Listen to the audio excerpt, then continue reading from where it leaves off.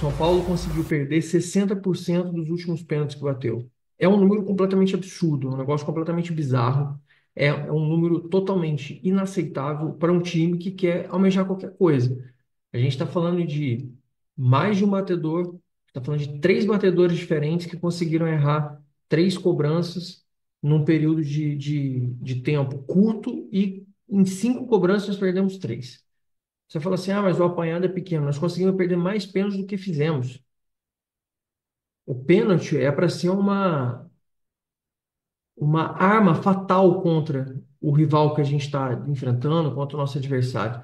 E o São Paulo se torna inofensivo. E a gente já sabe que só nesse Campeonato Brasileiro, muito provavelmente, se a gente tivesse conseguido mais 4 pontos, neste momento a gente estaria falando do São Paulo ter 13 pontos, tá brigando pelas cabeças do campeonato, tá lá na frente, tá bem mais tranquilo, tá em outro patamar de classificação, tá vivendo uma outra realidade.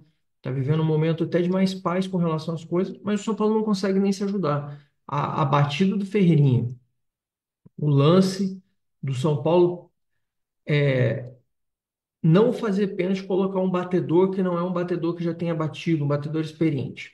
Aí você vai falar assim, Zanqueta, então ajuda a gente aí, que foi o que me perguntaram, fala assim, o Ferreirinha, por um acaso, ele treina pênaltis no CT do São Paulo todos os dias, ele treina pênaltis corriqueiramente com os outros jogadores, é um jogador que tem o habitual de treinar pênaltis, porque eu particularmente, vou falar por mim, eu nunca tinha visto o Ferreirinha bater pênalti em lugar nenhum, tá? No Grêmio, seja no São Paulo desde o início da trajetória dele, nunca tinha visto o Ferreirinha batendo pênalti. Então ontem até me tomou uma surpresa, eu vi, eu acho que muita gente acabou ficando ressabiada, principalmente depois da perda do pênalti do Caleri. O Lucas já tinha perdido o pênalti recentemente, então a gente fica com aquele frio na barriga, com aquele sentimento. E aí me perguntaram assim, Zanqueta, tem como você apurar isso pra gente? E aí apuro para vocês. Tanto dentro do São Paulo, pessoas que vão de vez em quando no CT, pessoas que vão sempre ao CT, disseram e afirmaram que o Ferreirinha sim anda treinando pênalti. O que não quer dizer, e eu não estou justificando, porque para mim continua sendo errado, o que não quer dizer que você tire o batedor principal, que no caso era o André Silva, e passe para o Ferreirinha por conta daquela palhaçada de gols que ele tem lá com o Neto, que virou uma farra do boi e que mostra para gente que serviu para outros jogos, para ele se motivar, mas daí fugiu do controle, fugiu completamente da razão. E aí o próprio Ferreirinha está aí nessa nesse sanhaço de fazer as coisas. O pior, ele ainda teve que sair logo depois da batida do pênalti porque estava programado com o Zubeldia.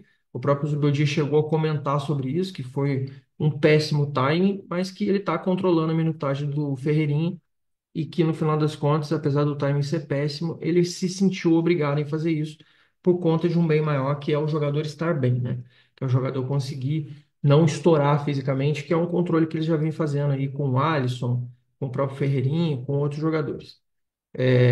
Não só essas pessoas me relataram, como eu também, depois com mais calma, ao longo do dia, com mais tranquilidade, eu pude avaliar algumas declarações e até estou colocando aí no blog do São Paulo para vocês as declarações, por exemplo, do Lucas, que fala sobre essa questão do Ferreirinha também bater pênalti, do Ferreirinha estar treinando, e o principal de todos, que na verdade é quem participa desses treinamentos e acompanha os jogadores na rotina deles de treinamento de batida de penalidade, que é o Rafael, que é o goleiro do São Paulo, e o Rafael confirma que o Ferreirinha é um dos caras que treina, é um dos batedores. Ele, inclusive, o pessoal falou que o Caleri, que perdeu o pênalti também contra o Sport, né? E foi logo no primeiro minuto do Campeonato Brasileiro para a gente. A gente deixou de fazer aquele gol, inclusive deixamos de fazer gol ali, não fizemos o gol contra o Atlético Mineiro e só fomos fazer gol de novo contra o Cruzeiro na terceira rodada. Ou seja, a gente está falando de um gol que teria sido importantíssimo para nós, sendo que a gente só foi fazer gol depois na terceira partida do Campeonato Brasileiro. E aquele pênalti nos custou caro, até porque o Sport está aí entre os piores times do Campeonato Brasileiro. Volto a repetir o que eu já disse outras vezes. Na minha opinião, o Sport é um candidato, ou melhor, é praticamente rebaixado. Na minha opinião, rebaixa com certeza. E o São Paulo conseguiu perder 2 pontos dentro de casa contra o Sport, o que vai ser muito caro, vai custar muito caro e vai ser muito duro para nós da gente conseguir não lamentar e conseguir esquecer esse fato aí de ter perdido essa penalidade e esses pontos pelo meio do caminho. E aí, por conta do pênalti. Então, assim, 60% de pênaltis perdidos nos últimos pênaltis cobrados. A mudança de batedor, mesmo que o Ferreirinha treine, não bateu o André Silva. Juro para vocês. É uma conjunção de erros, uma conjunção de fatores, um negócio tão absurdo, um negócio tão bizarro que, tipo assim, chega a dar assim, a gastura na gente. Aí, se não só satisfeito com isso, a gente não entrar no ponto do, você está chorando, você está reclamando, você está só enchendo o saco porque o Ferreirinha perdeu. Ainda tem uma coisa que a gente nem mencionou no vídeo de ontem, e é uma coisa real, depois fui ver com calma também. O pé do João Ricardo, goleiro do Fortaleza, ele também não estava na linha. Ou seja, o goleiro se adiantou, o Ferreirinha bateu péssimo e, tipo, dá até vergonha de reclamar. Cara, dá até vergonha de reclamar, mas a regra não foi cumprida. Mais uma vez, mais um jogo, mais uma vez, a arbitragem, mais uma vez o VAR, um negócio inacreditável. Os caras com aquele aparato tecnológico, com todos os recursos, tudo disponível, tudo que eles podem fazer, os caras continuam fazendo merda. Os caras não conseguem fazer nada direito. O pé do goleiro do Fortaleza estava completamente fora da linha.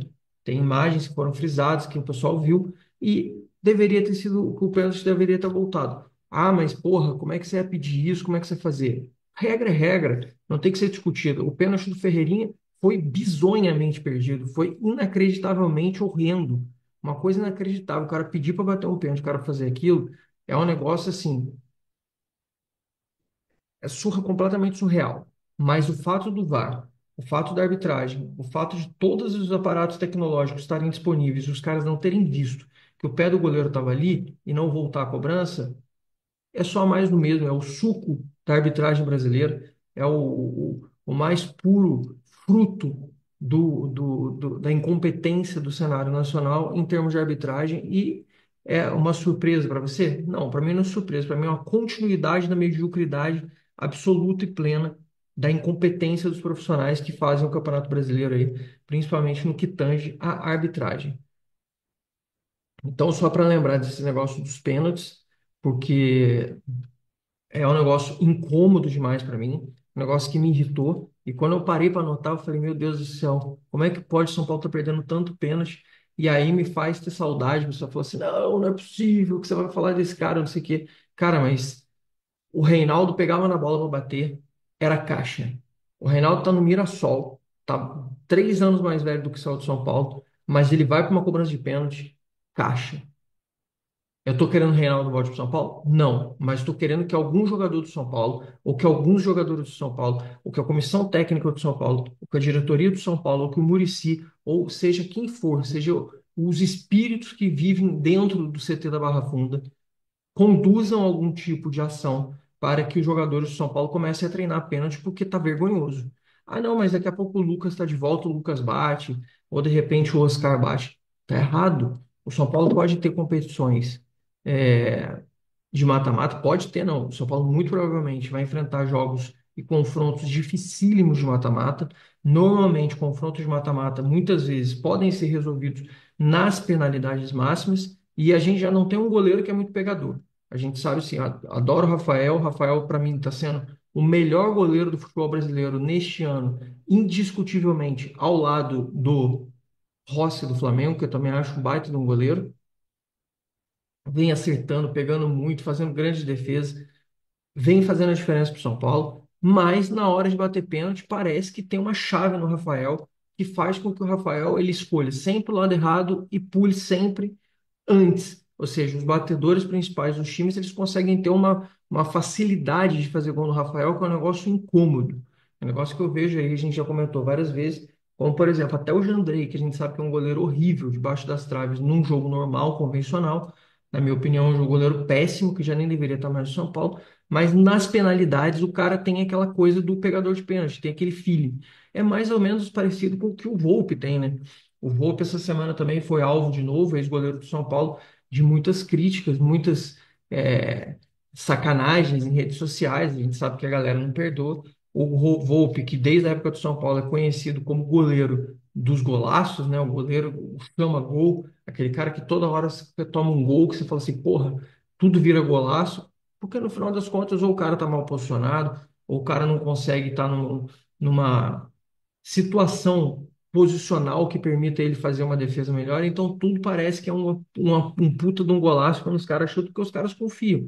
Tem scout, tem é, analista de performance, e os caras falam, ó, chuta no Volpe de fora da área que, tuf, ele vai aceitar. É mais ou menos por aí. E também tem essa questão do nosso goleiro, o próprio Rafael, que é o que eu venho falando com vocês, ele não é muito bom nas cobranças de pênalti, eu acho que todo mundo sabe disso. E aí tem os nossos batedores, que, porra, alguma coisa tem que mudar. E vou dizer para vocês, já tem que mudar já nesse domingo. Já tem treino, folgou, beleza? Então esse domingo vai trabalhar, vai fazer as atividades, isso aqui, mas o Jubildia tem que falar assim, ó, André Silva, você é o batedor de pênalti. Ah, o Lucas vai ter dentro do campo, ó. Então se o Lucas estiver se sentindo bem, o Lucas vai bater mesmo que o André Silva esteja. Ou seja, tem que ter um escalonamento dos principais batedores. Tem que ter uma definição vinda já da comissão técnica. Fala assim, ó, vamos fazer aqui uma sequência de treino. Vou botar aqui cinco. Quem foram os melhores batedores, eu senti mais confiança, são os caras que eu vou botar para bater e o técnico decide. Normalmente assim, até vou te falar até no, no, nos escalões de formação, por exemplo, do meu filho, desde a época que era cotia, que era não sei o quê, tinha o técnico que determinava, não, esse aqui é o batedor, esse aqui é o cara que bate melhor na bola, esse aqui é o cara que sabe o que está fazendo, esse aqui é o cara que não sei o quê. Particularmente sei disso e falo sobre isso porque o meu filho bate pênalti.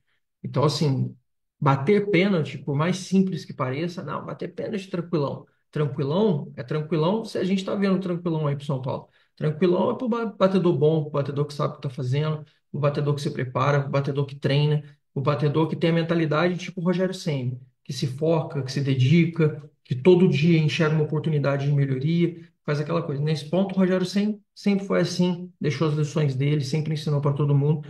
Poucas pessoas adquirem essa prática, né? Muitas vezes falam assim, não, eu estou bem, então não sei o quê. E aí a gente está vendo como é que é a consequência dos fatos. No final das contas, antes, quando a gente tinha o Rogério, a gente já tinha praticamente 99% de certeza que ia acertar. Quando a gente tinha o Raí, era 99% de certeza que ia acertar. Quando a gente tinha o Reinaldo, eu só lembro do Reinaldo perdendo um pênalti no São Paulo, que foi quando ele errou, que para mim foi de propósito ainda, para derrubar o Cuca, em 2019, quando ele errou um pênalti dentro do Morumbi, quando bateu no Goiás e o São Paulo perdeu de 1-0, o Cuca caiu naquele jogo. 2 dias depois, o Diniz estava no São Paulo e iniciou aquela outra trajetória no futebol. E o Reinaldo não perde pênalti, né? Então, assim, claro que o Reinaldo bate muito forte, o Reinaldo bate muito bem, mas você não ter batedor no São Paulo, os caras errarem 3 pênaltis de 5, 60%, gente, é um negócio completamente inadmissível. Você está falando de pênalti, não está falando de cobrança de falta, cobrança de escanteio, chute de fora da área, de arremesso de alta complexidade. Você está falando de uma batida que você está a 11 metros ali da linha do gol para você fazer um gol. Ah, mas hoje em dia os goleiros eles estão super preparados, isso aqui. Convenhamos, a obrigação de fazer o gol é completamente do batedor.